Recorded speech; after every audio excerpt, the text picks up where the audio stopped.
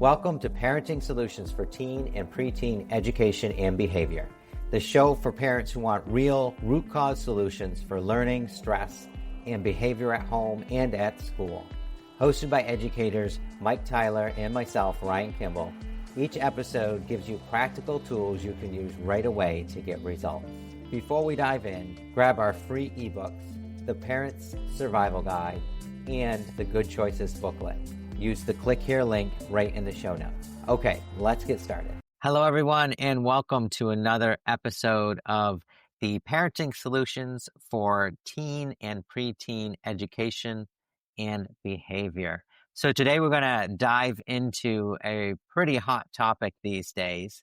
Mike and I are going to talk about sources of and solutions for bullying for teens and preteens. And unfortunately, there are quite a few instances of this that I've experienced both close to home with family and things I've heard of.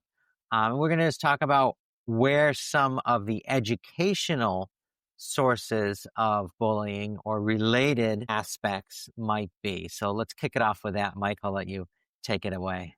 Okay, thanks, Ryan. Yeah, bullying is definitely something that I experienced as a child growing up.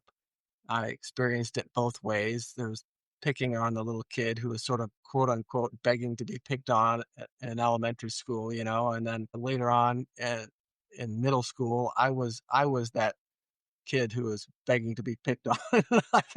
I got into trouble that way as well. So I have some experience with this. But I didn't learn about the educational factors until many, many years later when I discovered this study technology that we use. And the fact is when you have a student who is 100% engaged in the learning experience, they're studying something that they want to know about, they're effectively adding knowledge about the thing that they're studying, they're pursuing it on their own volition, their own self-determinism. You have a kid who is pretty much bulletproof against getting lured into either bullying or being bullied. It's that other game, the game of bullying or being bullied, it's just like the cops and robbers game. It's a game that the kids go into that is a replacement for the fact that they're not actually learning. Okay. And the modern school system with its grading system where they give a child who gets 85% of the information that was taught to them that week or that month or that semester or whatever. And it's like, well, great. You did great, little Johnny. You get a B. Well, okay. What that really means is that they are 15% confused and they don't go back and fix that 15%. They don't get the student to 100% understanding. They just let it go and go, well, you did pretty good. If you want to do better, if you want to get A's, well, you need to study harder, which they are not taught how to do. And so it just becomes a bit of a lost cause. And so bullying, partying, all these other activities besides learning, they follow from the fact of not actually learning. Does that make sense? Yeah, absolutely. Could you dive into some of the specific phenomena, like a person doesn't understand or a child doesn't understand a word or a symbol and how that leads into a state of mind where they'll either be susceptible to being bullied or take on the role of a person who's bullying others? Sure. You have this interesting thing. Like, I'll just bring this example up of the opposite just to do a comparison. I asked a young man, I don't know what grade he was in, but I was in a store doing some grocery shopping or whatever. And there was a young man in line behind me. And I think he had a candy bar and he had $1 or something. I wasn't there to give him recommendations on his food intake or anything. I was just saw a pretty happy kid. How's it going? He was quite excited to be there. He's getting himself a candy bar. And I said, well, how's school going? He goes, great. And I says, well, what are you learning about? And he had to look at it like he had to think for just a split second, which, was a good indicator in this case, a good sign. He's looking like, well, yeah, what am I studying these days? And he comes up with something like, he says, PH words, which would be like phone, that type of thing. PH words, he came up and I go, wow, like he knows what he's learning. He knows that there is something to learn. He's evidently being taught how to read, and he knows where he's at in the process. He's engaged and excited about it. He's learning PH words, right? Wow, that's like amazing. Now, you take somebody else and you say, well, what are you learning about in school these days? I don't know. They show up, they're not learning anything that they want to learn about. They're being taught things that don't really matter to them. Nobody's ever driven it home as to why they're studying these things. And so they're missing half of what's being presented to them, or maybe all of it. Maybe they don't have any idea what's going on. And so then you have a student who's withdrawn and who's looking around for other things to do. They're young, they're vital, they have energy, and that energy is not being directed in a learning path. And so they just look around and they see some sniveling little kid and they're going to go kick his desk or something. Right. And I saw this type of thing, even elementary school, junior high, this stuff gets worse as it goes on. The school bullies in high school or whatever, things can get violent, but that starts in fourth grade, third grade and stuff, and it all begins with not grasping the material being presented, not having a purpose for learning the material being presented, and just withdrawing and finding other games to play. That makes a lot of sense. I know sometimes you've mentioned that it's important for people to understand that, especially with how you approach things and how we look at education and helping teens and preteens, it's not just a help them get a better grade or help them learn something so that they can pass that next exam. It's more what you've been relating to here, that purpose, that understanding, the being engaged. How does one begin to foster that so kids don't have an inclination to get into bullying? Well, it certainly begins with consulting your child, right? The students that are going to school these days, they're just sort of pushed into a system where they're moved around a little bit like cattle are moved around on the pasture, on the better farms, that is, or they're being held captive in rooms and they're just being taught at. And the first thing that the parents can do is consult the child as to whether any of this stuff is important to them. Is it interesting? Why do they need to learn about this? If it hasn't been explained to the child why they need to become a master of reading, for instance, that, well, they're just reading books, maybe they have to do book reports and that sort of thing, and they're going for those grades. But if they can be brought into a situation where they understand that reading is their pathway, their way to create a future, they have this innate goal of growing up and becoming independent. And that's what we want. We want independent learners.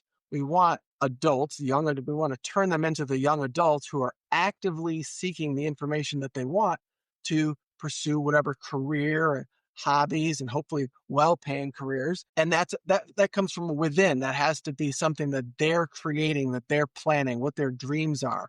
And you have to align the learning process to those dreams and purposes that they have. And if they don't have any, well, that just means we're years beyond where all this misinformation and good grades, bad grades stuff has just been piled on so much that all they want to do is get through and get out of school. Okay. That student needs to be backed up to something that they have mastered. Let's go back to something that they know really, really, really well. And let's validate that. Call out to them the fact that they did learn. I mean, they learned how to tie their shoes. They learned how to dress themselves. They learned a lot of things. And then where was the point where they stopped mastering things and having some pride of accomplishment in it? That's where we want to fix things, because every single step should be a step of mastery, of like, I am the master of this thing. I've got this thing down 100%. And that's what we want for our students. That's great. And I really like every time we talk, it's not just about school. It's always you're relating it to there's things to master in life, like skills of being a person that tie in. I think that is missed a lot. Do you find that when you're working with teens and preteens or helping someone with their education that that's essential to bridge? Absolutely. Absolutely. Interpersonal relations is not taught in elementary school. Good manners is not taught in school, really. They might expect good manners. They give you grades or marks or whatever on, but these are things that can be taught. And many parents do a fantastic job of instilling that stuff in their children. The problem is there are other influences. There are other influences. There's a lot of teen peer pressure and all that sort of thing. And so steering through that maze of influences is something that we can help the parents accomplish with our educational material. Let's keep them focused on the learning process and navigate that maze of all the other things that they could be doing in school. Right. Yeah. No, that's great. And one thing I think we really hit on so far is how when a person's engaged in education, they don't go out and become a bully or maybe engage in that. But I think it's important that we go over clearly how you can also help the person who's the victim of bullying but through educational means. And could you go over a little bit of the theory of how that even comes, like how can a person no longer be the effect of bullying through some of these techniques that you're talking about? Sure. Well, so the person who's getting bullied, they are being victimized by this other person. And nothing I'm about to say makes okay the actions being done by this other person.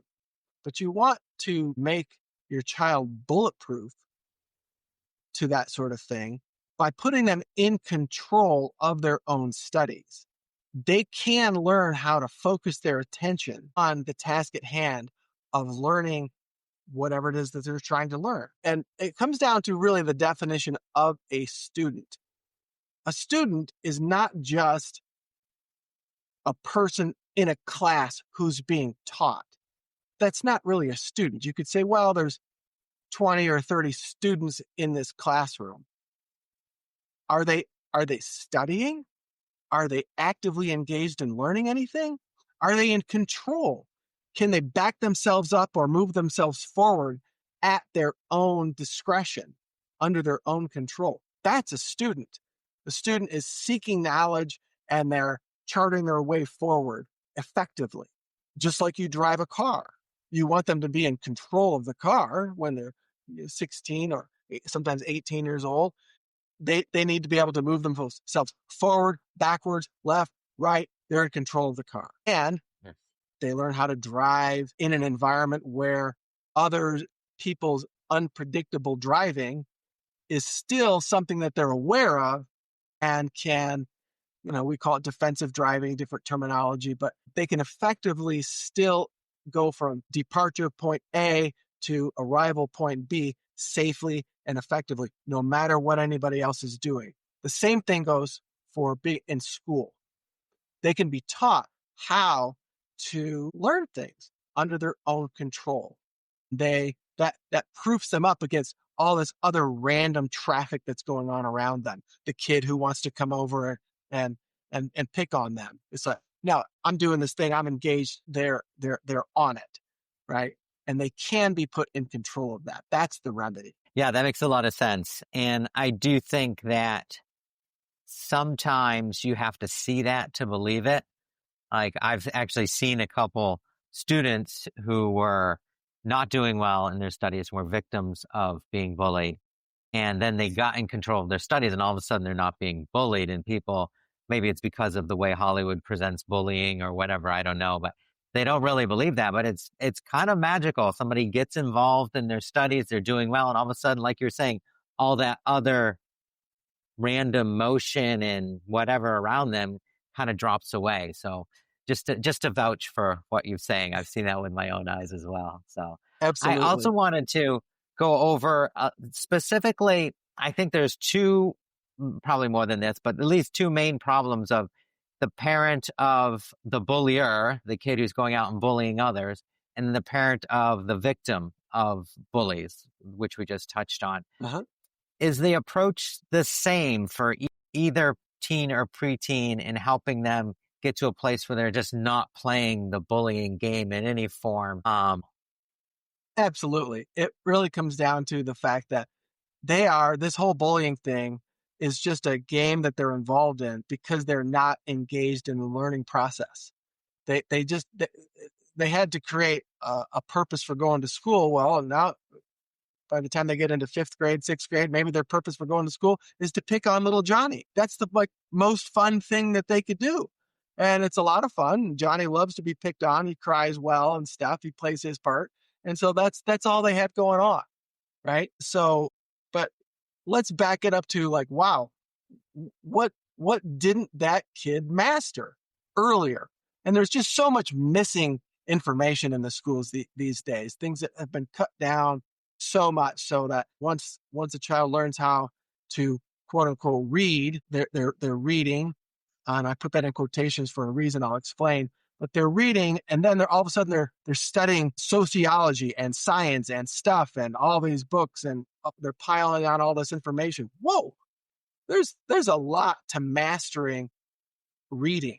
There's a lot more to the English language than 10 vocabulary words per week or whatever it is that they're doing with this kid. And your professional writers and people who go on to create works of art with the English language, they learn English extremely well. But so does any lawyer need to learn the English language extremely well.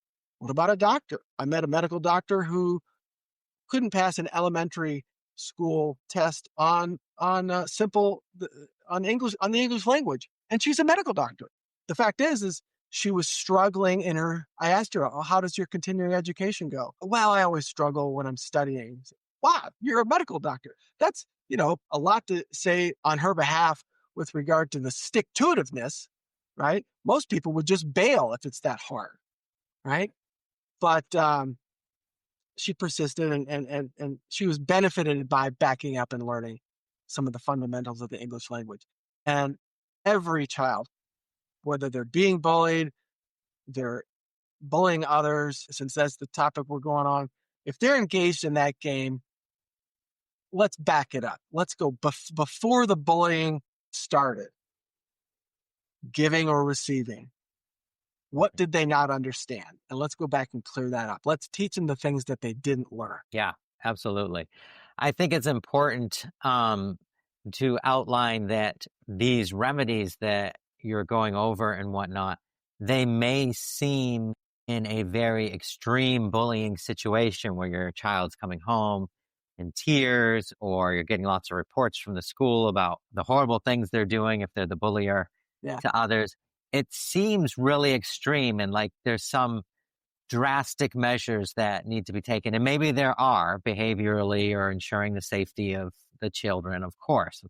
But these simple remedies, when they're really applied in the right way and the right missed things are found, it's like I was saying, not to overuse this word, but it's kind of this unexplained change that just occurs in that child. And all of a sudden, they're just no longer playing that game. And even if you have to do things to regulate the situation and keep, people from being too overwhelmed by being bullied or vice versa, it's important that you do these remedies as well and don't just rely on the behavior, immediate issues, like really dig in and find these reasons. So if you're speaking to a parent who would come to you with one of these situations, what are some of the first or continuing things that you might recommend that they do in either of these situations? Well, you're right, Ryan. There's always the immediate, let's get order put in. Let's get the parties separated, keep everybody safe. We want the kids to be safe. And that might involve taking away some dangerous elements. And if your child is the dangerous element, well, you got to just take them out of that environment. Simple. But once you get them out of the environment, being kicked out of school for 3 days, which I think happened to me when I was in junior high school once for getting into a fight, that fixes nothing. It doesn't it doesn't remedy anything. You go, okay, it's a disciplinary thing, and it's for the safety of the children, and it's true. I was safer. This other this other kid was safer from each other, but it doesn't fix what was underlying it. So yes, if the kids have to be taken out of school or moved to different classrooms or different things, whatever, that's fine. Keep the kids safe, but then let's back it up. We always have to address the root cause. And I just love talking about the underlying cause. All these symptoms, you can't just treat the symptoms and leave the root cause uncured. You have to get down to the bottom level reason, or why is this happening? And it's always earlier than you think. It's always some simple basic thing that was either never taught, or if it was being taught, it was not understood 100%. It was 60% understanding, 65%, 85% understanding. That's not good enough. You cannot drive a car that's 85% built. It doesn't work, right? So with the child, you back them up and let's get those aces going on. Let's ace this thing. Let's master this thing. Get their confidence up. Get some pride going on, so that child is just beaming with pride of accomplishment. I'm learning PH words, right? Let's put this kid on a path of being a public speaker, whatever it is that they want to do. But let's let them master things so that they can be proud of what they're doing. And then that whole bullying thing, it just disappears. Awesome. Yeah, such great, simple, direct remedies. Any parents who are listening, just take a leap of faith and use these things, or if they make sense and you just see how they work, then go ahead and use them on your child.